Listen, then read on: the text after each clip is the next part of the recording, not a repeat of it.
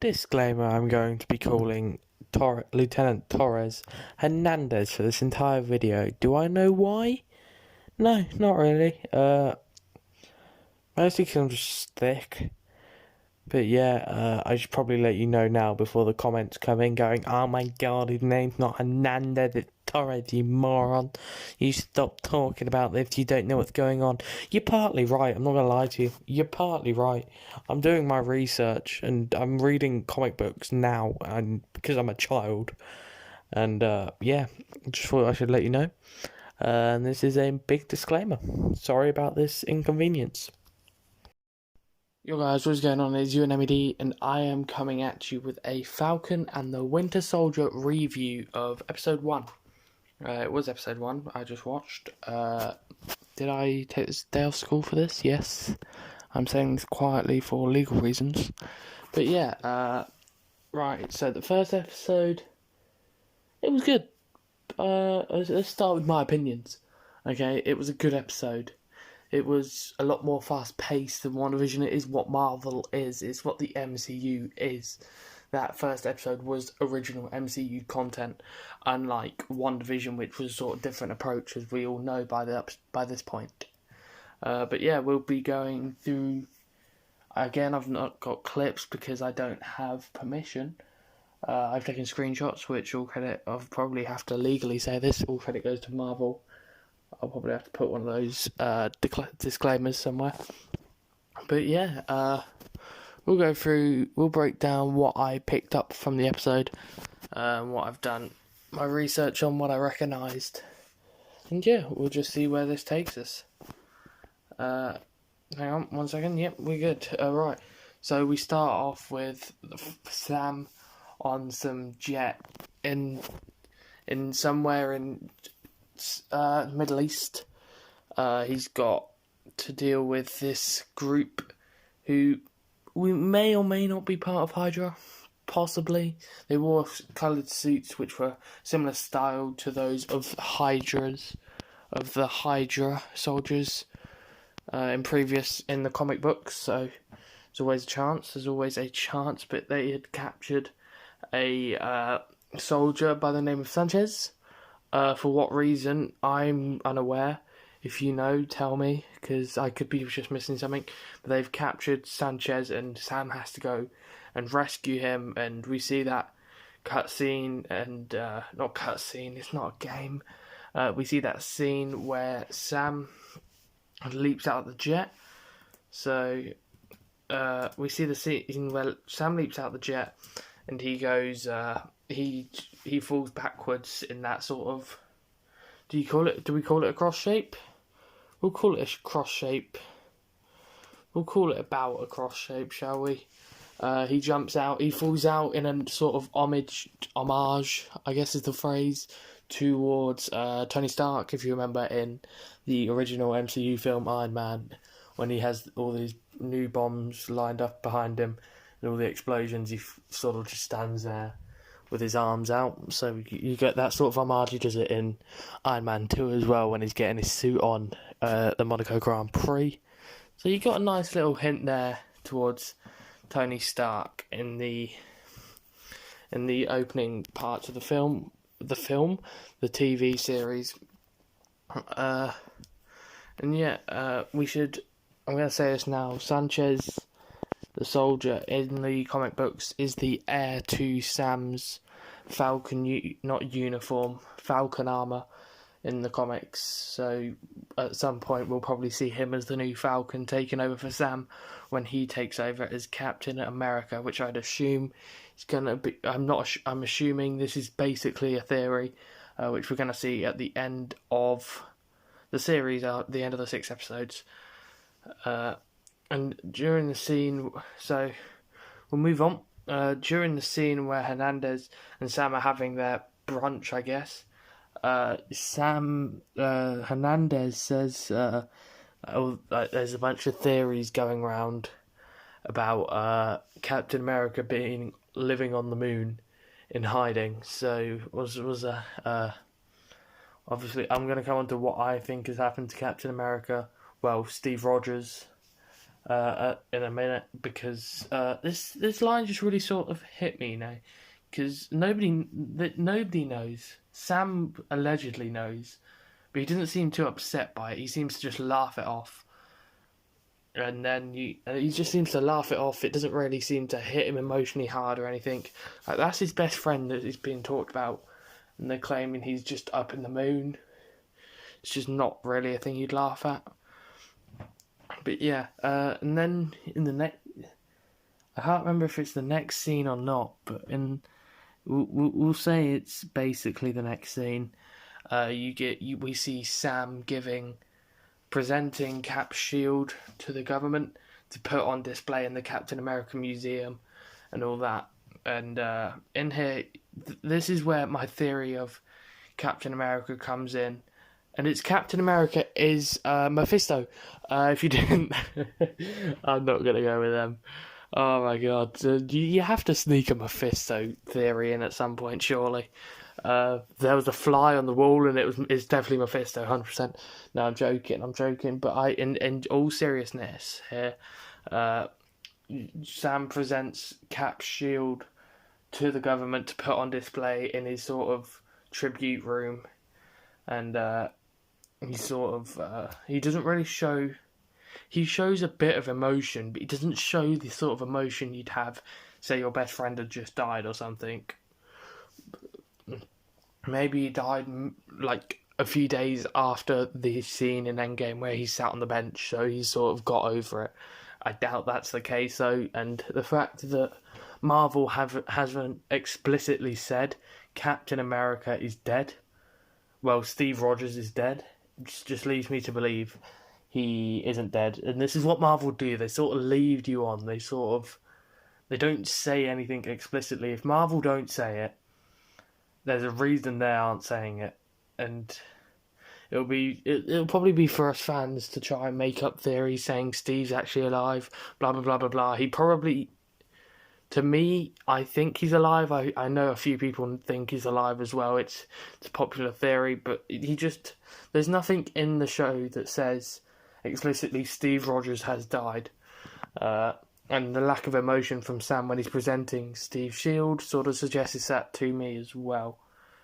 And then we move on to Bucky, where he gets his flashbacks to when he was the Winter Soldier, back when he was brainwashed under Hydra. And we see that scene where it's not a bank, but he sort of breaks into a Hydra base. They've got 3 sort of main operatives in there, then he guns down a few people. I don't know if it's a Hydra base or not. I don't really know what it is at this point. Some people might. If you do, let me know. But I couldn't really find anything on what that area is. And because it's sort of his time where I believe it to be the time he was at with Hydra and sort of under the Hydra scene.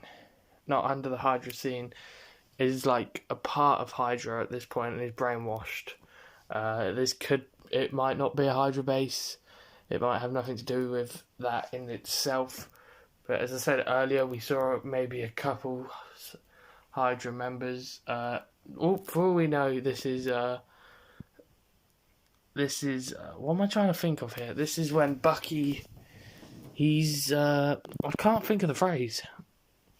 Bucky, this could be like Bucky it won't be Bucky, it will be a long-term Bucky ago because he still had his long hair and his dreads, so it will be a time when he was working with Hydra, so we don't know what those 3 people are. They could be, we know who one of them is, but we don't know who he was really. We don't know what he was doing there, why he was there, anything about any of the 3 he's killed. And as he goes through the doors before he kills him, he says "Hail Hydra," so back to the Hydra days. We know that, and then we see him wake up and he goes to his therapy session because he's had another nightmare, but he doesn't want to say he's had another nightmare. He hides them from. So let's just get this out of the way. The running theme of the show is probably going to be PTSD, which is a very serious condition suffered by Mostly war veterans. It can be suffered by anybody, but it seems like it's going to be a main feature of this show, with both Falcon and with both Sam and Bucky. So we'll sort of learn and progress what happens there. And then we go, then we end up in the therapy office with the therapist and Bucky. And Bucky's trying to like hide the fact he's having nightmares. He doesn't look like he wants to be there, so it sort of seems like it's a government forced situation where he doesn't want to be there, but the government are making him go for some reason. We don't know. He then hides his nightmares from the woman he knows anyway, so it doesn't really matter. Then we move on to Bucky with Mr. Nakashima, the older gentleman who's having a little bit of a scrap with his neighbour about the bins, and we go on to learn that it was his son that Bucky had killed. We don't know how many years ago. He killed him in the sort of attack he produced for, I'd assume, some sort of information or something. We learn that, so I don't know, maybe if he's just feeling guilty about killing his son, so he's gone to sort of, maybe he originally went to tell him that he did it and then couldn't bring himself to do it. We won't know for a while, and we will probably at some point, if I had to guess, we'd find out at some point in the series. We will go on to find out how it happened. And then it ends with this new Oh, I'm missing a bit here. We're going through in another scene. You get the bank robbery where the villains in this particular episode robbing a bank in, I believe it was Austria, and they're robbing the bank, and Hernandez has been following them for a while. Hernandez has been following them for a while, and he finally tracked him down to where their next location was going to be. And pardon me, I got some sort of issue going on with my head at this point. But we've got Hernandez is sat there waiting, and he knows what's going to happen. He gets in a little confrontation. He's got the mask on, trying to like blend in. He gets into a confrontation with the leader of the gang. He gets in a confrontation with the leader of the gang, and we kind of learn the leader is. I can't think of the word.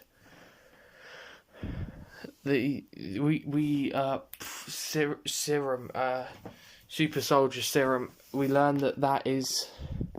We don't learn, but we suspect. Most people will suspect it's like the next wave of super soldier serum that this man has taken. I've never been able to pronounce his name, so I'm not even going to bother. We sort of learn that it's probably the new serum that they're sort of making. We go on to see in a minute why I think it's this new serum, but sort of see he's got super strength and just kicks Hernandez's face in one go, pretty well as well. And then we get to the final scene where we've got Captain America. This new Captain America is announced, and I'm not going to talk about Sam's financial issues. It could come up later in the show. I'll talk about them then, because at the minute it doesn't really seem like it. We know it's going to lead on to something. Like, he's going to probably do something to try and earn that money. We also learnt, to be fair, that the Avengers didn't get paid for what they did, which quite rude, to be honest. Personally, I don't appreciate that. But then we learn that they're. Pardon me, I keep going off. Then we learn that the Avengers. We learn that the Avengers don't get paid, and this sort of situation Sam and his sister and his nephews are in, where they've got no money. He's trying to stop his sister selling away his heritage, so he's trying to figure out a way to get money. Blah blah. We'll get to that at a later date, because I don't really understand it, and I understand it, but I don't really know what direction it's going to go in. It could go in Sam gets into like a bounty job or something, or he finally gets paid. We don't know. And then we move on to this new Captain America getting announced.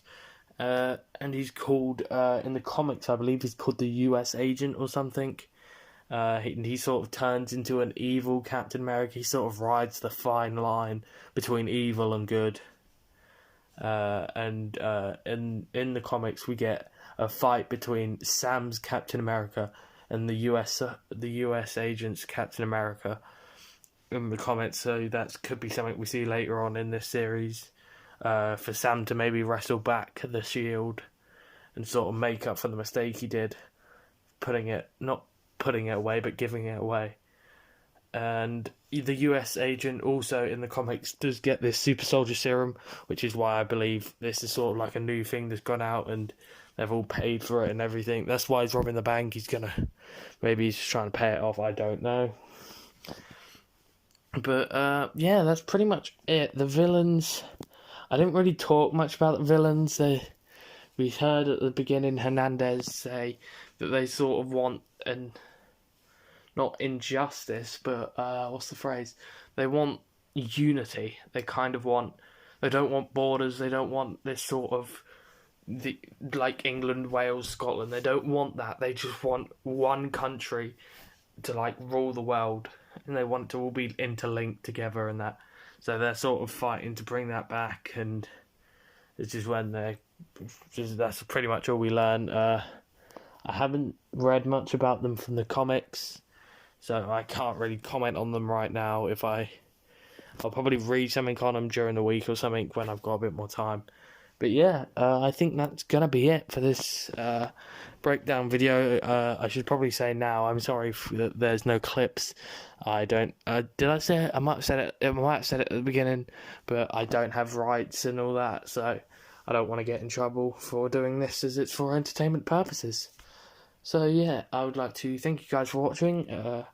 Remember to like and subscribe. I will be back next week doing this. I'll probably be a bit more energetic then, because at the minute I am currently away in a house with very thin walls, so it's a bit of an issue when it comes to speaking loud. So I'm trying to just sort of keep it down and not go too over the walls about it. So yeah, thank you guys for watching. Yeah, like, subscribe, and peace out.